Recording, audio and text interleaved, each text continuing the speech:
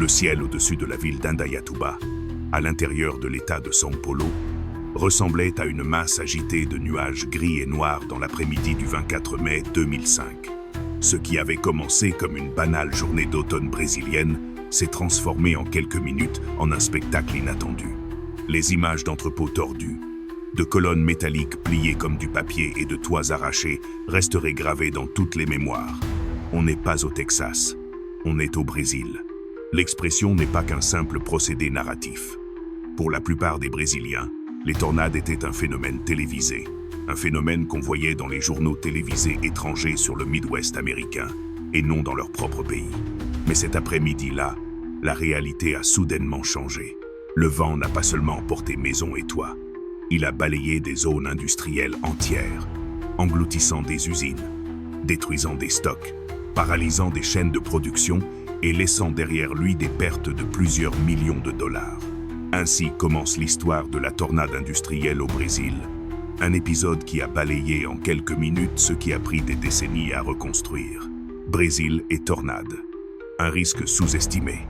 Quand on pense aux tornades, on pense immédiatement au Midwest américain. Des États comme l'Oklahoma, le Kansas et le Texas ont intégré ce phénomène à leur identité. Abris souterrains, systèmes d'alerte sophistiqués et même une culture populaire qui les intègre au cinéma et aux journaux télévisés. Mais le Brésil, on en parle rarement dans ces conversations. Et pourtant, le sud du pays, et notamment les États de Rio Grande do Sul, Santa Catarina, Paraná et São Paulo, réunissent toutes les conditions atmosphériques nécessaires à la formation de supercellules capables de générer des tornades. La clé réside dans la géographie et le climat. Le Brésil se situe dans une zone où convergent des masses d'air très différentes. De l'air froid descendant de Patagonie et des Andes du Sud à l'air chaud et humide montant de l'Amazonie et de l'Atlantique tropical. Lorsque ces systèmes se rencontrent au-dessus des plaines du Sud et du Sud-Est, le résultat peut être explosif. En termes météorologiques, c'est la combinaison de trois facteurs.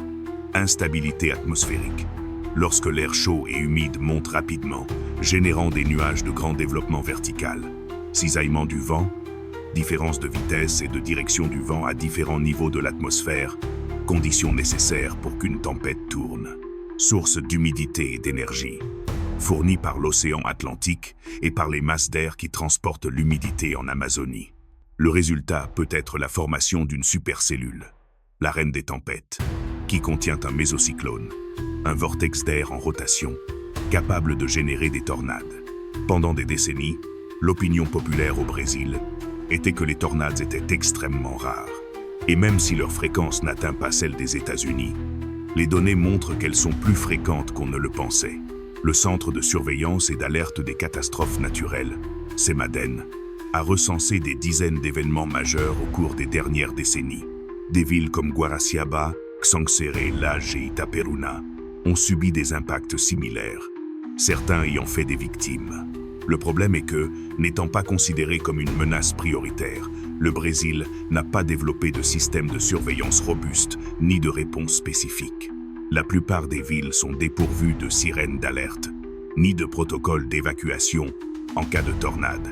Les bâtiments, principalement constitués de simple maçonnerie ou de structures métalliques légères dans les parcs industriels, ne sont pas conçus pour résister à des rafales dépassant 150 km/h. Ainsi, lorsque la tornade a frappé Indaiatuba en mai 2005, le choc n'a pas été seulement météorologique, il a été culturel. Les images d'usines détruites et de rues jonchées de décombres semblaient étranges, comme sorties d'un journal télévisé américain. Mais il n'en était rien. Elles se déroulaient en plein cœur de São Paulo. Le Brésil a alors découvert que les tornades n'étaient pas une curiosité étrangère.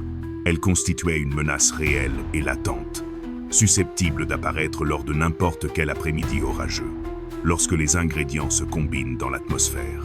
L'affaire d'Indaiatuba a mis le problème sur le devant de la scène. Les médias nationaux ont commencé à se demander à quelle fréquence ces phénomènes se produisent-ils dans notre région? Pourraient-ils se reproduire dans d'autres villes industrielles? Et la réponse, fondée sur la science, est claire.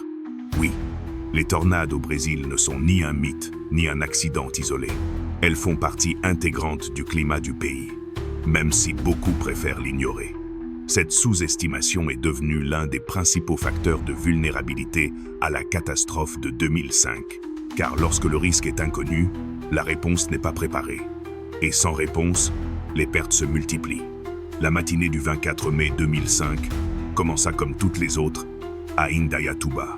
L'air était lourd, chargé d'humidité, et un ciel plombé annonçait que l'après-midi ne serait pas paisible. Pourtant, personne n'imaginait ce qui allait suivre. Aux premières heures, les radars météorologiques indiquaient déjà l'avancée de noyaux orageux depuis l'ouest de l'État de São Paulo. Il s'agissait d'un front froid poussant de l'air plus dense depuis le sud, entrant en collision avec des masses chaudes persistantes à l'intérieur de São Paulo. Cette combinaison était dangereuse, même si peu de personnes l'interprétèrent correctement à ce moment-là. Vers 15 heures, des témoins se souviennent que le vent a commencé à tourner et que la lumière du jour est devenue étrange. Certains ont décrit le ciel comme ayant des teintes verdâtres, signe classique de violentes tempêtes. La pression atmosphérique a chuté rapidement et un silence inquiétant s'est installé avant que la tempête n'éclate. Quelques minutes plus tard, la supercellule a révélé son vrai visage. Un nuage en entonnoir est descendu du ciel et a atterri aux abords de la ville. Ce n'était pas un simple tourbillon de poussière, c'était une tornade bien définie, composée de multiples tourbillons internes tournant autour d'un noyau principal. Le phénomène s'est propagé violemment, renversant arbres, poteaux électriques et fragments de bâtiments sur son passage. Le passage de la tornade fut bref mais dévastateur. Elle traversa une zone industrielle d'Indaiatuba. En quelques minutes, des entrepôts entiers furent rasés. Des structures métalliques de plusieurs mètres de haut se tordirent comme des jouets. Des toits furent arrachés et des conteneurs de fret furent emportés sur des dizaines de mètres. Les images prises après coup montraient un paysage de guerre, murs effondrés, engins lourds renversés et rues jonchées de débris. En seulement 15 minutes, la tempête avait changé à jamais l'histoire de la ville. Les météorologues ont estimé l'intensité de la tornade à un niveau F2 sur l'échelle de Fujita améliorée. Cela signifie que les vents pourraient dépasser 170 km/h, suffisamment forts pour arracher des toitures, renverser des véhicules et causer de graves dommages aux bâtiments industriels. Les habitants ont décrit l'expérience avec un mélange de peur et de perplexité. Certains ont évoqué un grondement assourdissant, comparable au passage d'un train de marchandises. D'autres ont à peine réussi à se réfugier sous des tables ou à fuir vers des zones plus sûres au sein des usines avant que tout ne s'effondre autour d'eux. Lorsque la tornade s'est dissipée, elle a laissé derrière elle une ligne de destruction parfaitement reconnaissable, une cicatrice sur la ville. Il n'y a pas eu le temps de digérer ce qui s'était passé. La phase de sauvetage et d'évaluation des dégâts a immédiatement commencé. Ce qui rendait cet événement encore plus déconcertant résidait dans sa localisation. Au Brésil, des tornades avaient déjà frappé des zones rurales, des petites villes ou des zones moins densément peuplées. Mais cette fois, la tempête avait directement visé un pôle industriel vital pour l'intérieur de l'État de São Paulo. Les conséquences allaient s'en trouver décuplées à tous les niveaux, économiques, social et politique. Cet après-midi-là, Indaiatuba cessa d'être une ville connue uniquement pour sa croissance économique et sa proximité avec Campinas. Elle devint le théâtre de l'une des tornades les plus mémorables de l'histoire récente du Brésil. Lorsque le vent s'est calmé et que le rugissement de la tornade s'est dissipé à l'horizon, l'ampleur du désastre est devenue évidente. La zone industrielle d'Indaiatuba était devenue un champ de ruines. Là où des usines et des centres de distribution fonctionnaient quelques heures auparavant, un paysage d'acier tordu et de béton, réduit à l'état de décombre, s'étendait. La destruction fut brutale et précise. Des entrepôts métalliques, conçus pour stocker des tonnes de marchandises, furent démolis comme s'ils avaient été faits de carton. Des structures d'acier renforcées se plièrent à des angles inconcevables, rappelant la force invisible qui les avait traversées. D'immenses toitures furent arrachées, projetées sur des dizaines de mètres pour s'encastrer dans d'autres bâtiments industriels. Parmi les entreprises les plus durement touchées, figuraient des usines de machines, des entrepôts logistiques et des centres de distribution desservant toute la région. Les premières estimations des dégâts dépassaient 97 millions de réaux. En quelques minutes, la tornade avait anéanti des années d'investissement et paralysé des chaînes de production entières. Le témoignage d'un ouvrier de l'époque rapporté par la presse locale, était accablant. J'ai vu le toit de l'usine se soulever comme une feuille de papier. Nous avons couru sans nous retourner. Quand nous sommes sortis, tout était détruit. Les rues environnantes ressemblaient à un labyrinthe de débris industriels. Camions renversés, conteneurs traînés sur plusieurs mètres, machines tordues et hors d'usage. Au milieu du métal plié, ouvriers et voisins cherchaient ce qui restait de leurs biens. Des images télévisées ont montré le cœur productif d'Indaiatuba en ruine. Pour une ville tentaculaire, fortement dépendante de son pôle industriel, l'impact a été dévastateur. Il ne s'agissait pas seulement d'infrastructures. Chaque entrepôt démoli signifiait des suspensions d'emplois, une interruption de la production et des familles plongées dans l'incertitude. L'effet domino fut immédiat. Les entreprises dépendantes des intrants produits localement commencèrent à subir des retards. Les entreprises locales virent leurs ventes s'effondrer. L'économie municipale, jusque-là en pleine croissance, subit un coup dur qui allait prendre des mois à s'en remettre. Mais au-delà des chiffres, le paysage après la tornade était empreint d'un puissant symbolisme. L'acier tordu, les briques éparpillées, les poutres effondrées, ils étaient la représentation physique de la vulnérabilité. Aucune œuvre humaine, aussi solide soit-elle en apparence, n'est invulnérable à la fureur de la nature. Un rapport de l'époque résumait la situation de manière frappante. Ce qui a pris des décennies à construire, le vent l'a détruit en quelques minutes. La caméra imaginaire du documentaire parcourt lentement la zone dévastée. Ce n'était pas une tornade s'égarant dans un champ. Ce n'était pas un phénomène isolé en zone rurale. Elle a frappé directement le cœur industriel d'une ville brésilienne, ce qui en fait une catastrophe sans précédent. À Indaiatuba, la modernité s'est retrouvée confrontée à une force que beaucoup croyaient étrangère à sa réalité. La dévastation industrielle n'était pas seulement matérielle.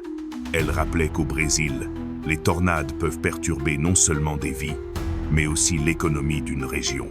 Parmi les ruines du parc industriel d'Indaiatuba, le silence régnait. On entendait des cris, des hurlements et le fracas métallique des structures au bord de l'effondrement. La ville était soudain prise de conscience. La tornade avait non seulement détruit des usines, mais aussi perturbé le quotidien de milliers d'ouvriers. Les premiers rapports sont arrivés presque immédiatement. Un employé de la logistique, encore couvert de poussière, se souvient d'une voix tremblante. « J'ai entendu un bruit de train. Tout est devenu noir. Et, en quelques secondes, le hangar a commencé à s'effondrer. Nous avons couru vers la sortie, mais beaucoup étaient coincés entre les poutres. Un autre ouvrier a décrit comment le vent soulevait des objets impossibles à transporter. J'ai vu des conteneurs métalliques voler comme du carton. J'ai cru que je n'allais pas m'en sortir vivant. Dans les heures qui ont suivi, les équipes de secours, les pompiers et les volontaires ont commencé à ratisser la zone. Le défi consistait non seulement à retrouver des survivants parmi les décombres, mais aussi à sécuriser les structures qui menaçaient de s'effondrer.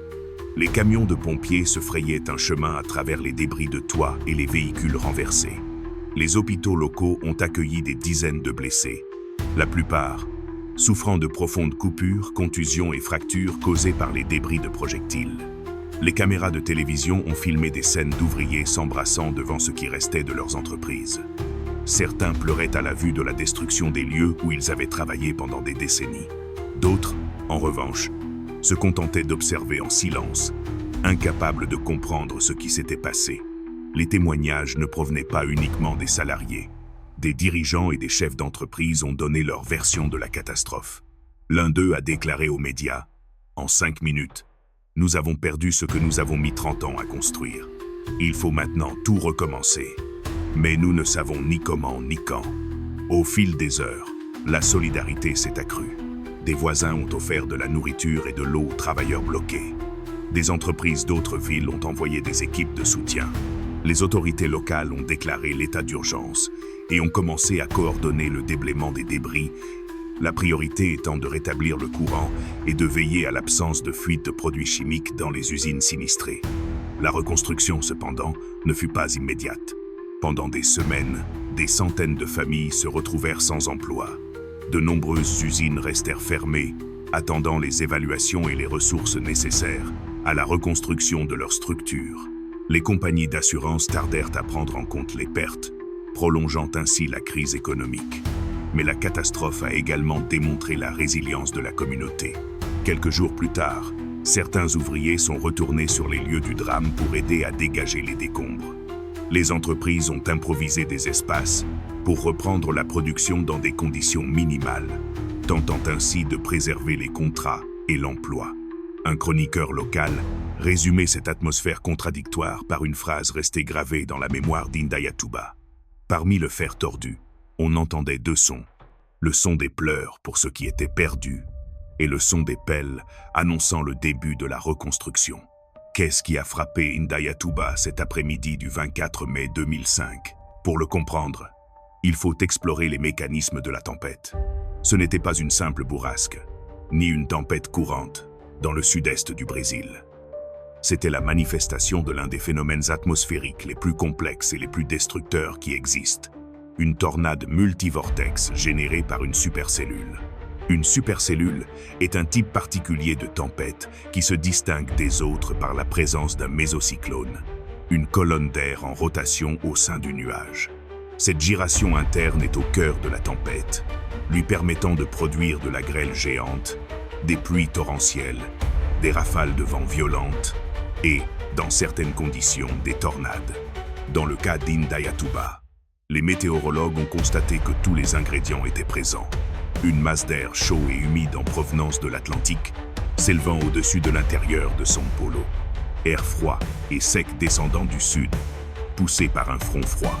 Cisaillement du vent marqué, c'est-à-dire une différence de vitesse et de direction entre les vents à différents niveaux de l'atmosphère. L'interaction de ces variables a créé un environnement explosif. En quelques minutes, le mésocyclone à l'intérieur du nuage a commencé à s'intensifier.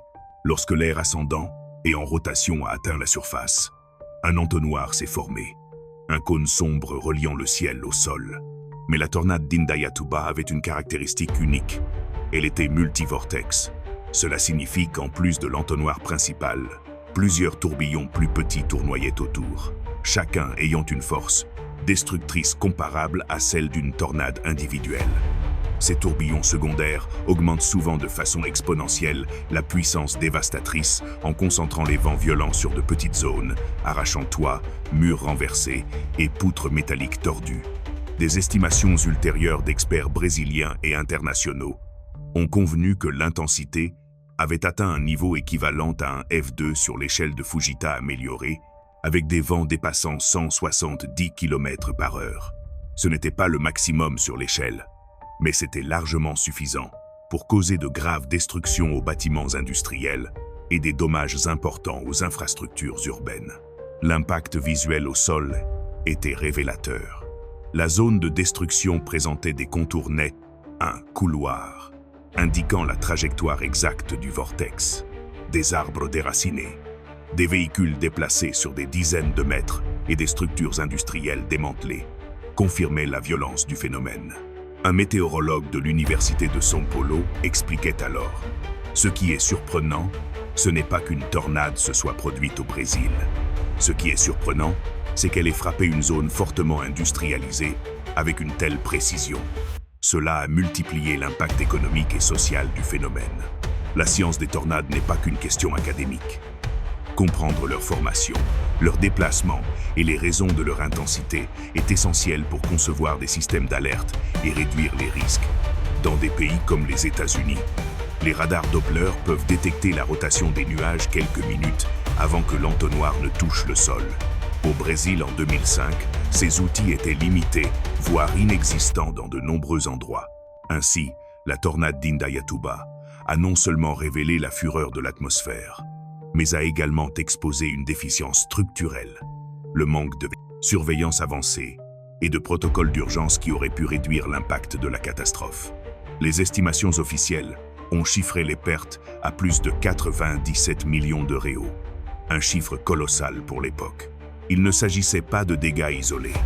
Des usines entières ont été fermées, des chaînes de production paralysées et des centaines de travailleurs ont temporairement perdu leur emploi.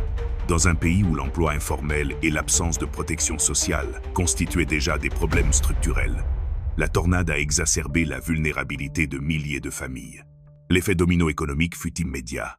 Les fournisseurs d'autres villes subirent des retards, les chaînes logistiques furent perturbées et les contrats internationaux furent compromis.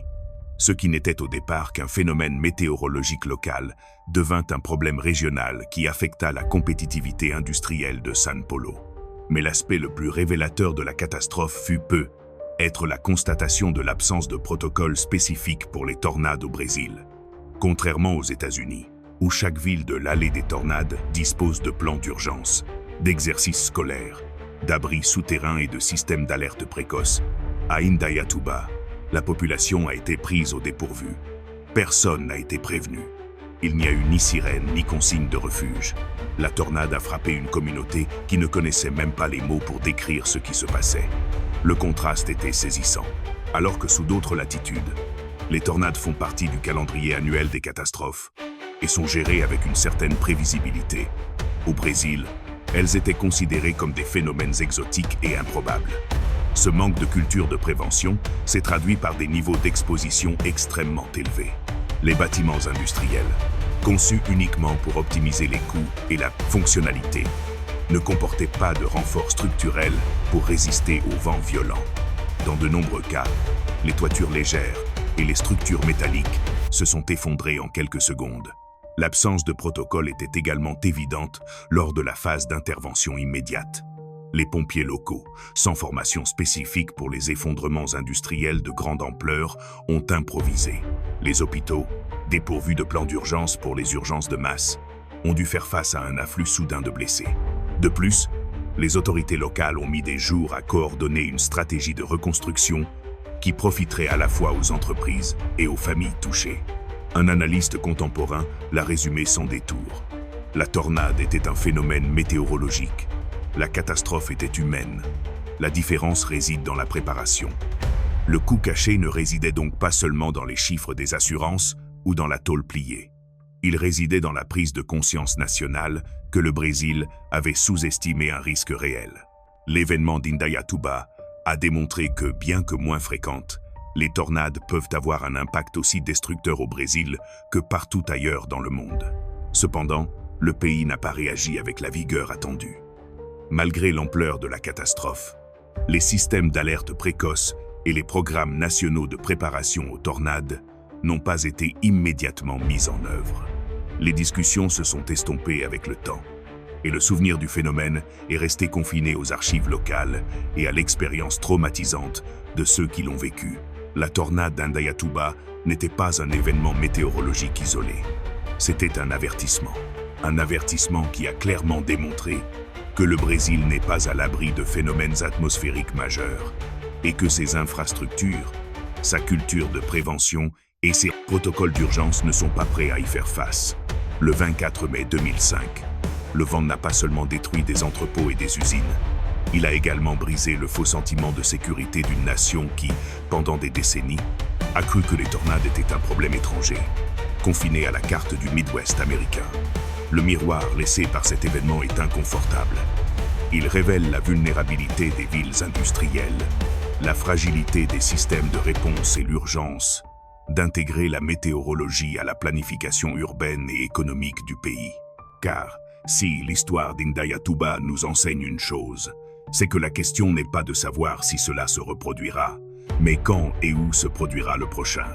Le Brésil doit relever le défi de reconnaître que sa géographie et son climat le placent sur la trajectoire de tempêtes potentiellement violentes. La préparation, les alertes précoces et l'éducation du public ne sont pas un luxe. Ce sont des barrières invisibles qui peuvent faire la différence entre une peur et une catastrophe. À Indaiatuba, des décennies de progrès se sont effondrées en quelques minutes. La force du vent ne connaît pas de frontières. Et le véritable défi n'est pas d'arrêter la tempête, mais d'apprendre à vivre en s'y préparant. La question qui demeure est simple. Sommes-nous prêts pour la prochaine? Si cette histoire vous a touché, rejoignez-nous pour découvrir d'autres récits de la force de la nature. Abonnez-vous à la chaîne Extreme Tornado et restez informés des événements qui ont marqué l'histoire et des leçons que nous devons encore tirer.